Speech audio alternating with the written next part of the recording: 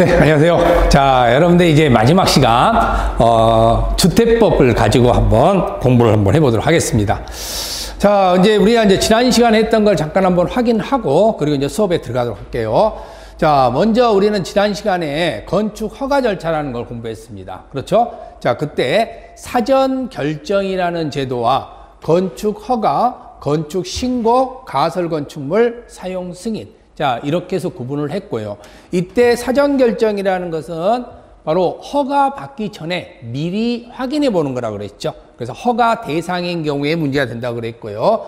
자, 건축 허가, 신고 둘 다 하기 전에 하는 건 똑같다고 그랬습니다. 그때 허가라는 것은 그냥 일반적인 건데 신고라는 것은 경미한 경우에 해당한다라고 했죠. 그래서 미리 신고하면 허가로 간주하겠다. 가설 건축물 같은 경우에는 진짜 건축물이 아니라 그랬죠. 그래서 가설 건축물은 원상 회복이 가능한 건축물이고, 그래서 삼삼하다. 기억나시죠? 그래서 3년 그리고 3층 이하. 자, 사용 승인 같은 경우는 사용 승인을 해야 사용할 수 있다 그랬죠. 그런데 사용 승인이라는 것 자체에 대해서 중요한 것은 만약 사용 승인을 못 받으면 사용할 수가 없다. 하지만 사용 승인서를 교부받지 못하거나 임시 사용 승인인 경우에는 사용이 가능하더라라고 이야기를 했습니다. 자, 대지와 도로와의 관계입니다. 자, 우리는 항상 도로가 있으면 기본적으로 도로는 4m 이상의 도로에, 그리고 대지는 2m 이상 접해야 된다 그랬죠? 자, 그리고 건축물을 만들 수 있다 그랬어요. 그때 대지와 도로에서는 바로 여기를 뭐라고 이야기한다? 건축선이라고 이야기를 했습니다. 그렇죠? 건축선. 그래서 4m가 되지 않으면은 땅을 내놔야 된다 그랬죠?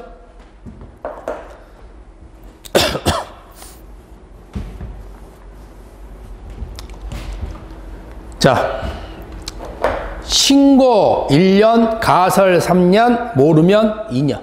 그렇죠? 자, 우리는 연장과 신고가 나오면 1년, 가설이 나오면 3년, 특별 나오면 5년, 모르면 2년. 첫 번째입니다.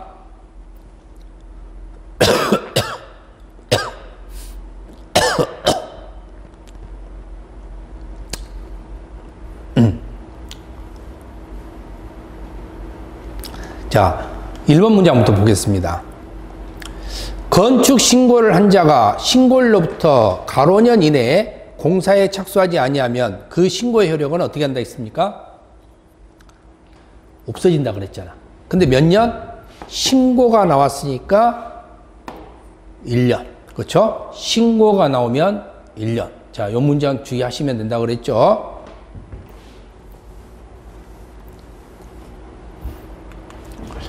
자, 가설 건축물은 삼삼하다. 3층 이하, 그리고 3년 이내.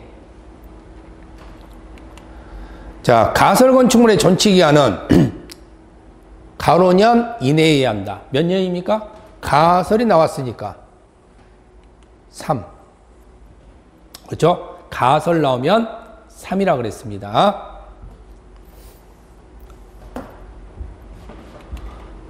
예정도로도 도로다. 그렇죠? 예정도로도 도로다 그랬습니다. 자, 도로란 보행과 자동차 통행이 가능한 너비 4m 이상의 도로로서 예정도로를 포함한다, 법률도로를 포함한다. 예정도로를 포함한다 그랬죠? 그렇죠? 예정도로도 도로다.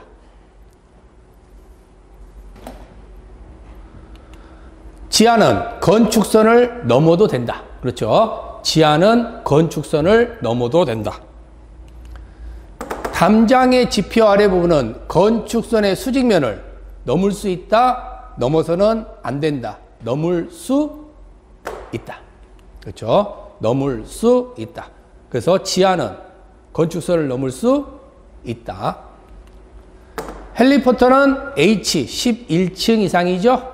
기름 만 땅. 그렇죠? 그래서 10,000제곱미터 이상. 층수가 11층 이상인 건축물로서 11층 이상인 층의 바닥 면적의 합계가 얼마인 건축물의 옥상에는 헬리포터를 설치해야 된다. 얼마라고 그랬습니까? 만. 그렇죠? 만. 그래서 만 땅이라고 그랬죠? 그래서 헬리포터 만.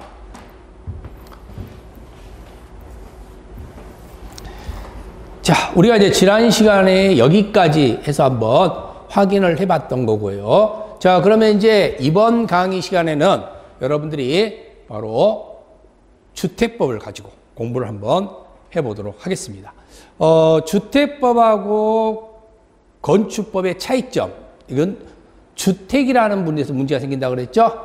자, 주택이라는 자체에 대해서 이루어지는데 결국은 기준이 30개라 그랬어요. 30개. 그죠? 30개 이상인 경우하고 30개 미만인 경우를 나눠서, 자, 미만인 경우에는 건축법, 이상인 경우에는 주택법. 그래서 30개 미만과 30개 이상에 의해서 이루어진다. 이렇게 이야기를 했습니다. 그렇죠? 자, 그래서 30개가 넘었느냐 안 넘었느냐에 따라서 달라진다는 사실 기억을 해 두시면 되겠죠?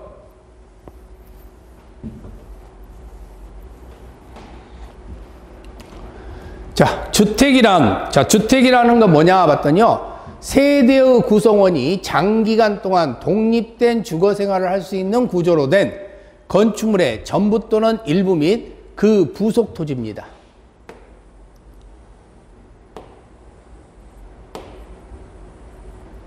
자, 여기가 다 우리 집이에요. 단독주택. 여기 일부가 우리 집입니다. 공동주택. 그러면서 그 부속 토지. 그렇죠? 그래서 마당 있는 곳까지 다 부속 토지까지를 우리는 단독주택, 공동주택으로 구분한다. 이렇게 보시면 됩니다. 자, 사람이 장기간 동안 독립된 주거 생활을 할 수 있는 건축물이죠. 부속 토지가 포함되어 있는 거고, 주택법상의 주택은 한꺼번에 30개 이상 건축하는 경우를 이야기한다. 자, 주택이란 세대의 구성원이 장기간 독립된 주거 생활을 할 수 있는 구조로 된 건축물의 전부 또는 토지를 말하며 단독주택과 공동주택으로 구분한다라고 되어 있습니다. 자, 중요한 것은요, 여기에서 전부 또는 일부가 되는 거고, 그리고 그 부속 토지가 되는 겁니다. 그렇죠? 그 부속 토지. 이거. 그렇기 때문에 부속 토지와 관련돼서 여러분들이 보셔야 된다는 거.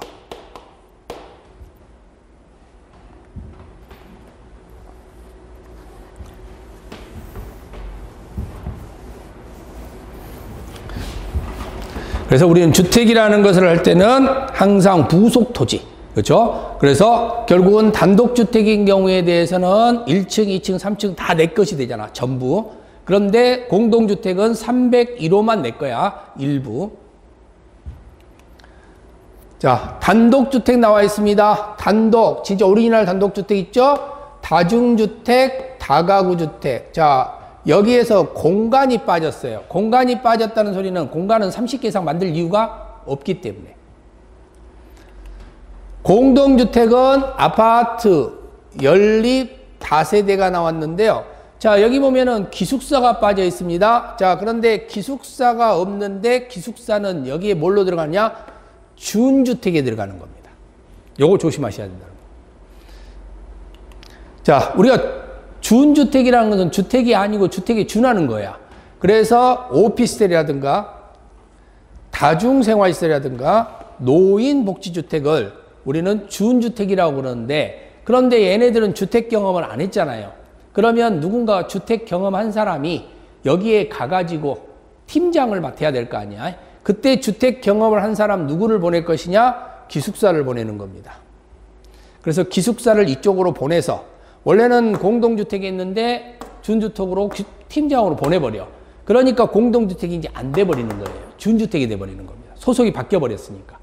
그러면 건축법상에는 공동주택인데 주택법상에는 소속이 바뀌어가지고 준주택으로 바뀌어버리는 거죠. 자, 이렇게 해서 오피스텔, 기숙사, 다중생활시설, 노인복지주택 이렇게 해가지고 얘네들을 준주택이라고 부릅니다. 그래서 오기다노주택. 아시겠죠? 오기다노주택 이렇게 보시면 되는 거예요.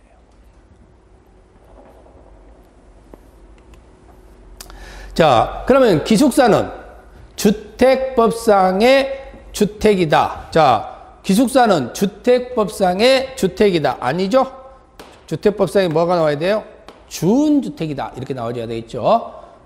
그러면 기숙사는 주택법상의 공동주택이다. 이래도 안 되는 겁니다. 그렇죠? 준주택이어야 된다는 겁니다.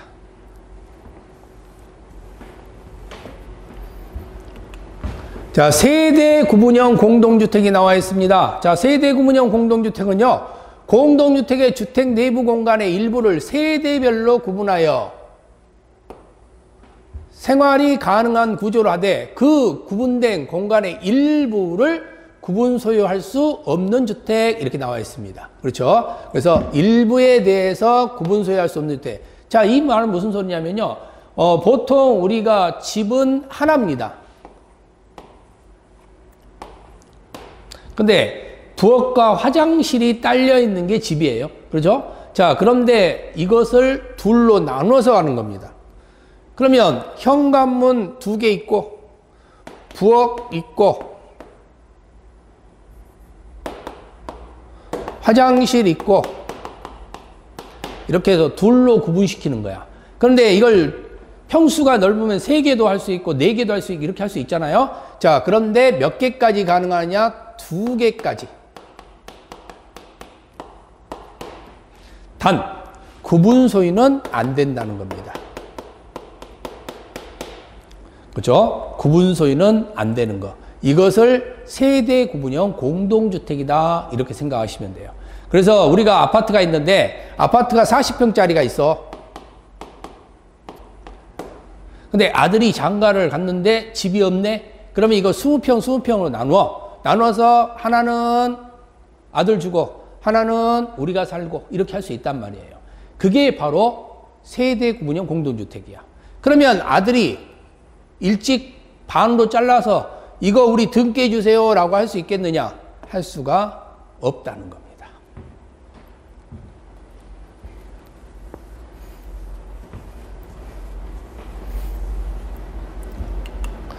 한 개의 공동주택 공간을 벽으로 둘로 구분해서 현관, 주방, 욕실을 별도로 사용이 가능하나 매매 시에는 구분 매매가 불가능한 주택. 이걸 뭐라 그런다? 세대 구분형 공동주택 이렇게 얘기하는 거예요.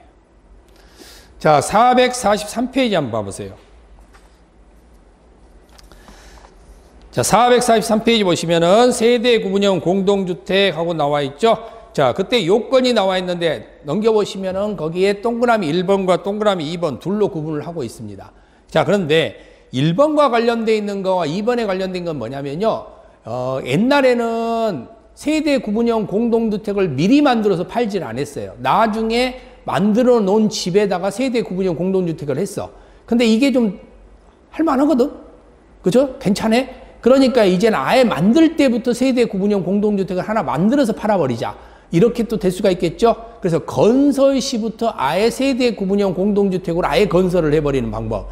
이 방법이 이제 생기더라는 겁니다. 그러다 보니까 둘로 나눠진 거죠. 하나는 세대 구분형 공동주택을 아예 승인을 받고 만드는 방법이 있고, 두 번째인 경우에는 이미 만들어져 있는 것을, 그죠? 그냥 집으로 한 개로 만들어진 것을 나중에 리모델링 해서 2개로 나누는 거. 이런 방식에 의해서 리모델링 허가를 받아서 할 수 있는 방법. 그래서 2가지 방식에 의해서 이루어진다라고 되어 있는 겁니다. 자, 그래서 동그라미 1번은 사업계획을 아예 처음부터 받고, 그럼 아예 이것은 세대 구분형 공동주택을 아예 건설하는 거죠. 두 번째인 경우에는 허가받고 하는 거니까 원래 세대 구분형 공동주택이 아니었는데 이것을 반으로 잘라서 세대 구분형 공동주택으로 리모델링 허가를 받는 거, 이렇게 판단한다라고 보시면 되겠죠. 자, 세대 구분형 공동주택이란 공동주택의 주택 내부 공간의 일부를 세대별로 구분하여 생활이 가능한 구조를 하되 그 구분된 공간의 일부를 구분 소유할 수 있는 주택을 말한다? 아니죠. 구분 소유할 수 없다고. 이런 거 조심하셔야 된다는 거예요. 그렇죠? 구분 소유할 수 없는 주택을 말한다. 이렇게 봐야 되겠지.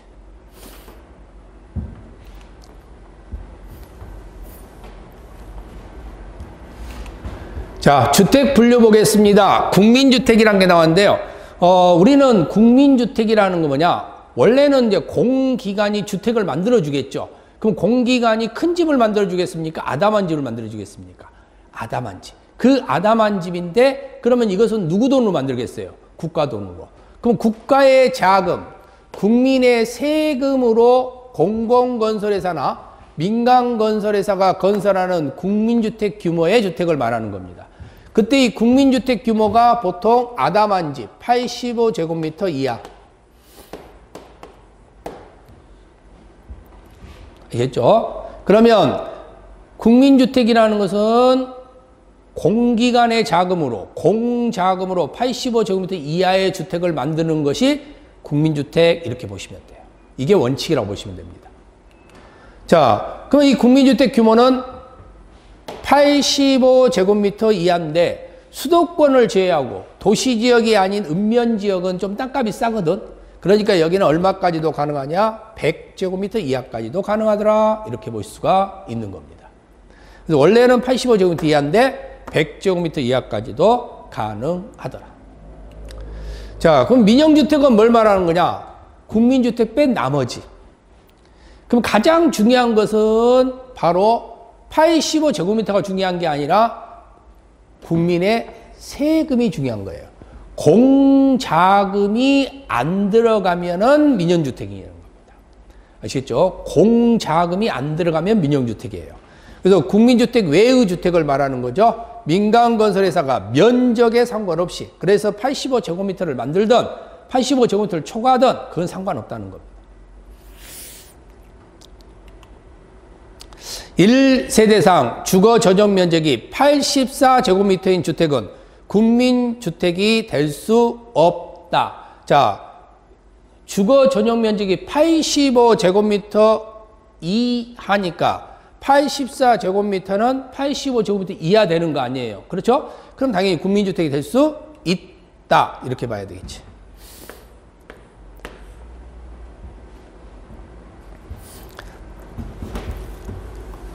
그래서 85제곱미터 이하라는 사실을 주의를 하셔야 된다는 거.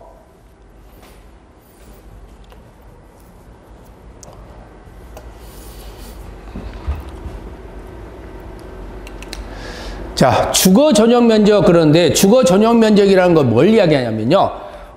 우리가 보통 단독주택인 경우에는 보면은요.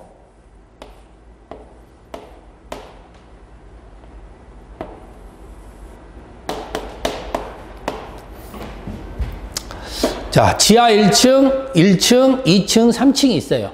그러면 이것도 우리 집, 이것도 우리 집, 이것도 우리 집, 이것도 우리 집. 그러면 여기는 전부 다 우리 집이 되는 겁니다. 그렇죠? 여기 면적을 다 합치면은 여기가 주거 전용 면적이 되는 거예요. 주거로 쓰는 면적은 다 주거 전용 면적이 되겠죠? 자, 그런데 아파트인 경우, 공동주택인 경우 있습니다. 자, 301호. 이것만 우리 집이에요. 그럼 301호 문 열고 벽 잡고 한 바퀴 뺑 돌면 그것만 내 것이 되는 겁니다. 나머지는 공유 부분이 되겠죠? 공유는 빼고. 자, 그래서 주거 용도로 쓰이는 전체 면적이기 때문에 단독은 집 전체 면적, 공동은 공용을 제외하는 부분 면적이에요. 자, 방금 제가 그랬잖아요. 벽 잡고 한 바퀴 뺑 돈다고. 그러면 우리가 중심선을 잡고 돌 수는 없잖아. 그럼 벽이라는 건 뭐야? 안쪽이죠? 그러니까 당연히 여기는 내부선 기준이다라는 말을 쓰는 겁니다. 443페이지. 자, 국민주택 규모가 나와 있죠? 자, 거기 국민주택 규모 보시면 공동주택인 경우에 뭐라고 했어요? 외벽에 내부선을 기준한다. 그 중심선이 아니에요. 내부선. 벽 잡고 한 바퀴 뺑 돌아야 되니까.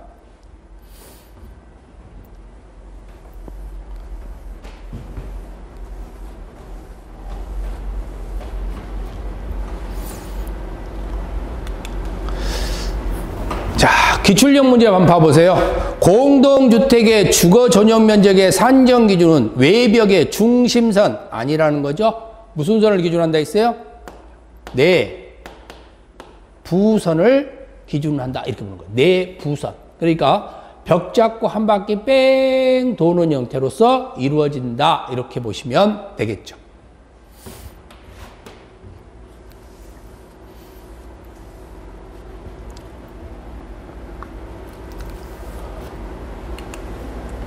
자, 그래서 주거 전용 면적의 산정 기준은 외부선도 아니고 중심선도 아니고 내부선. 꼭 기억하셔야 됩니다. 내부선. 자, 도시형 생활주택입니다. 자, 444페이지 나와 있는데요. 자, 도시형 생활주택 한번 봐보세요.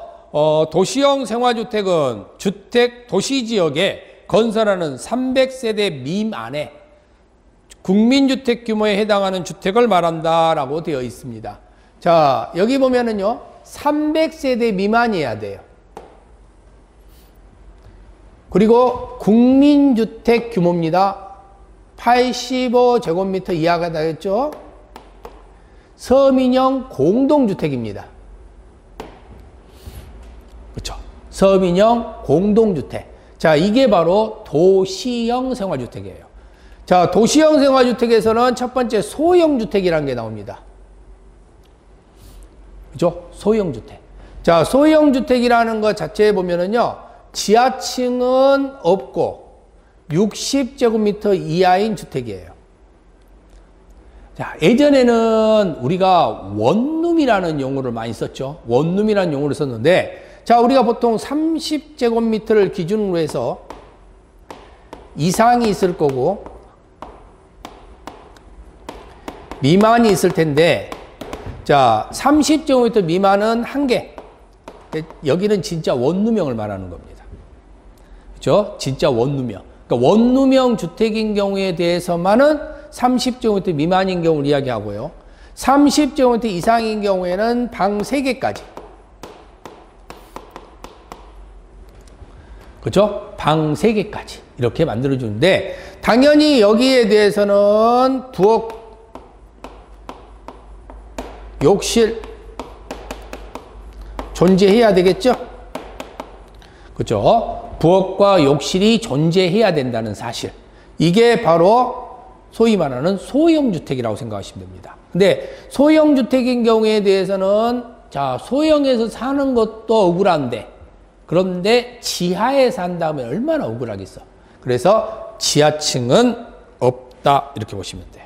자, 그래서 여러분들 444페이지 보시면 소형주택은 일단 60제곱미터 이하여야 되고, 그리고 욕실, 부엌이 있어야 되고, 그리고 30제곱미터 미만인 경우에 대해서는 욕실, 보일러실을 뺀 나머지 부분. 자, 욕실은 막아져 있어야 되잖아. 부엌은 막아질 필요 없죠. 그냥 보일러실은 막아져야 돼.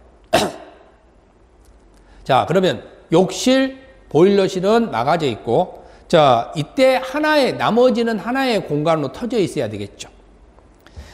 30제곱미터 이상인 경우에는 3개 이하의 침실.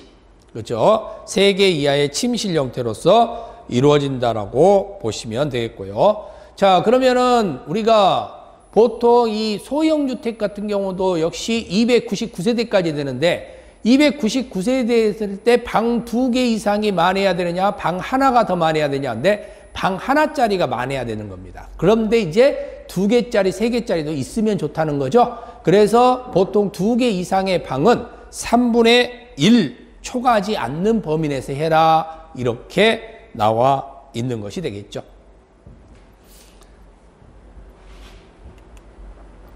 자, 그 다음에는 단지형 나와 있습니다. 단지형. 자, 단지형이라는 건데, 단지형인 경우에 대해서는 단지형 다세대, 단지형 연립. 자, 이렇게 두 가지로 구분을 할 겁니다. 그겠죠? 자, 근데 여기는 이제 한마디로 그냥 다세대 주택이 모여 있거나 연립주택이 모여 있는 거예요. 근데 중요한 건 여기에 대해서는요, 85제곱미터 이하입니다.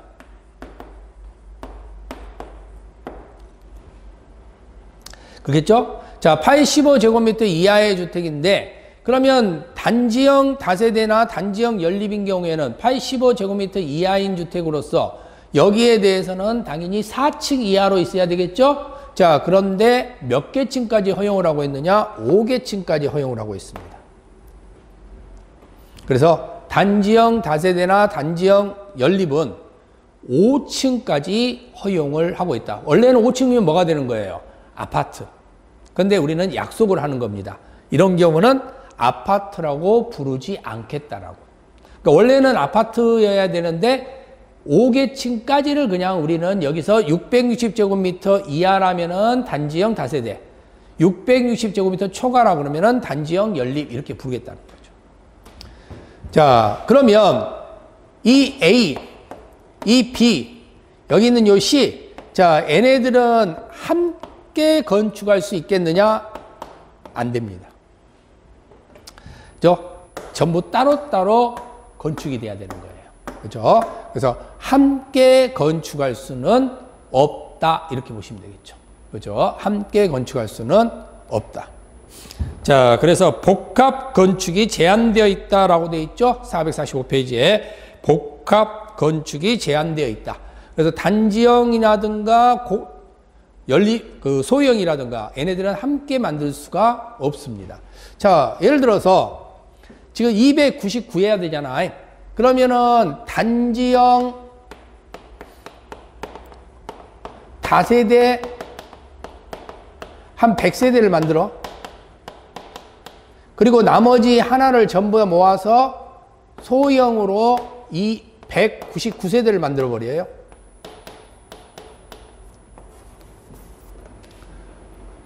지금 다세대만 만들려고 하다 보면은 너무 땅이 많이 필요하잖아. 그러니까 그냥 나머지 하나는 199세대 모아갖고 그냥 하나로 만들어버려. 이렇게 할 수가 없다는 거예요. 그냥 따로 이렇게 하거나 둘 중에 하나로 해야 되지 섞을 수 없다는 겁니다. 아시겠죠? 섞을 수 없다는 거. 자, 근데 거기 박스 한번 봐보세요. 445페이지. 소형 주택과 주거 전용 면적이 85제곱미터를 초과하는 주택은 함께 건축할 수는 있다. 자, 이 말이 무슨 소리냐면 지금 현재 소형을 만들어요.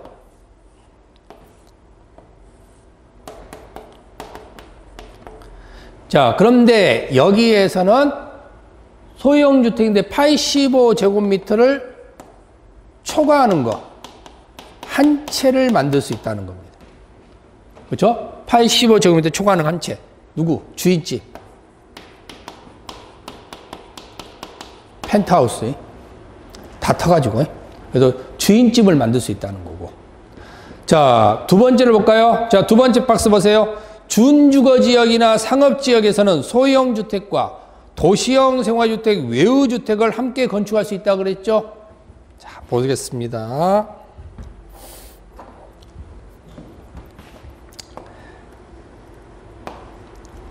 여기가 준주거나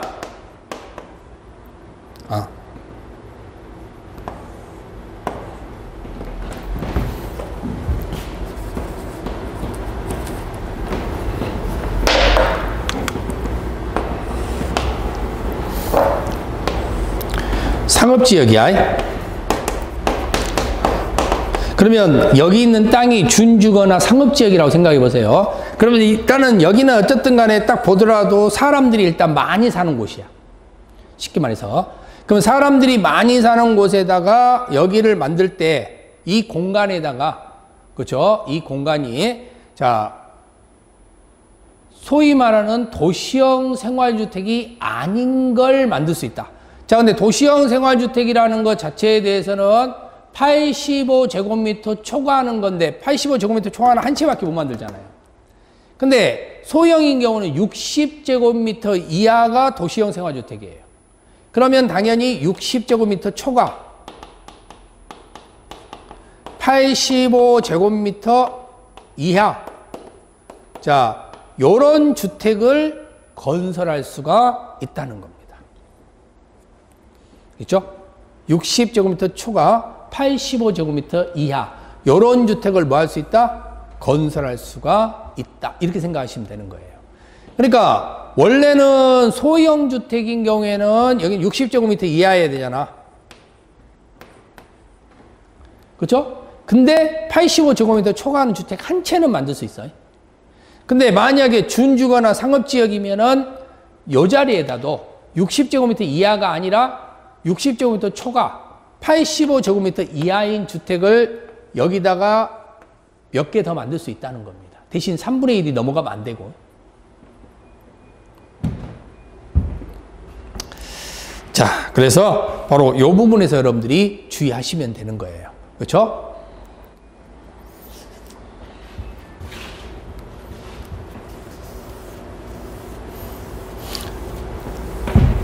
자, 뭔 말인지는 모르겠다. 그러면 소형 주택하고 단지형 다세대 연립이 있구나라는 것 정도만 기억하셔도 됩니다. 하나만 그냥 알아두시면 돼. 하나. 내가 여기서 알아듣는 거 하나만 알아먹어도 상관없다고.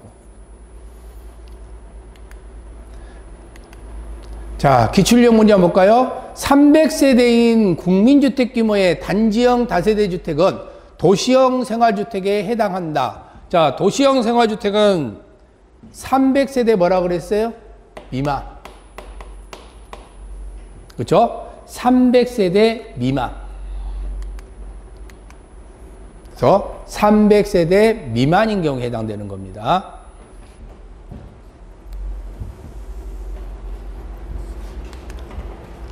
자, 공공택지 한번 보겠습니다. 445페이지. 거기 보면 이제 공공택지가 나와 있는데, 공공택지는 공공사업에 의하여 개발 조성되는 공동주택 건설 용지예요. 자, 근데 이 공공사업이라는데, 공이라는 것은 국가기관에서 하는 공사업이죠.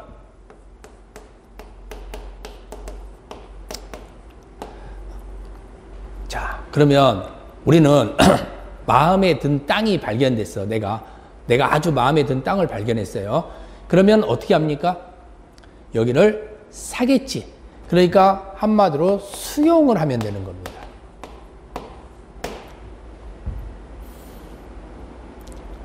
자, 근데 땅을 가져다가 좋게 만들어서 돌려주는 방법이 있어요. 그걸 환지라고 하는데, 공사업을 하는데 환지를 해버린다 그러면 말이 안 되잖아. 그래서 여기서는 환지라는 말이 나오면 안 돼요. 그렇죠? 자, 그 다음에 공사업과의 반대적 의미가 있는데, 이건 사적 행위입니다. 사적 사업이에요. 그러면 사인이 주체가 돼서 사업을 하는 건데, 사인이 주체가 돼서 사업하는 것은 토지 소유자들이 사업을 하는 거예요. 근데 토지 소유자들이 집단화돼 가지고 만든 게 조합이 되는 겁니다.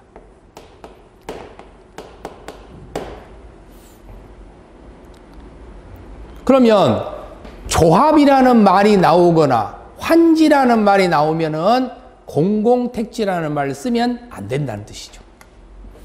그렇죠? 그러니까 조합이라는 말을 쓰거나 환지라는 말을 쓴다. 그러면은 공공택지란 말을 쓰지 않는다. 이렇게 보시면 돼요.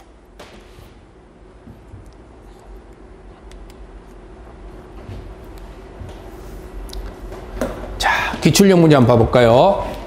수용이나 환지하는 민간 임대주택에 관한 특별법에 따른 공공지원 민간임대주택 공급 촉진지구 조성사업에 사용되는 용지는 공공택지에 해당한다. 공공택지. 나왔죠?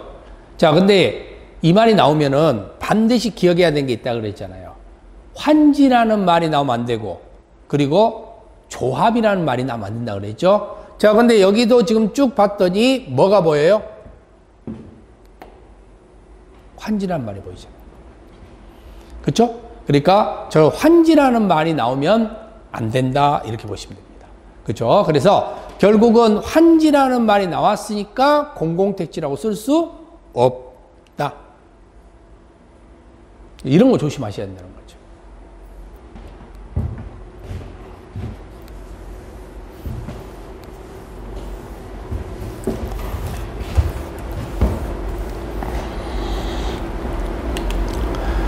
자, 그 다음에 주택단지라는 형태가 있는데요. 자, 주택단지부터는 여러분들이 좀 쉬었다가 정리를 한번 할 수 있도록 하겠습니다. 쉬었다 오겠습니다.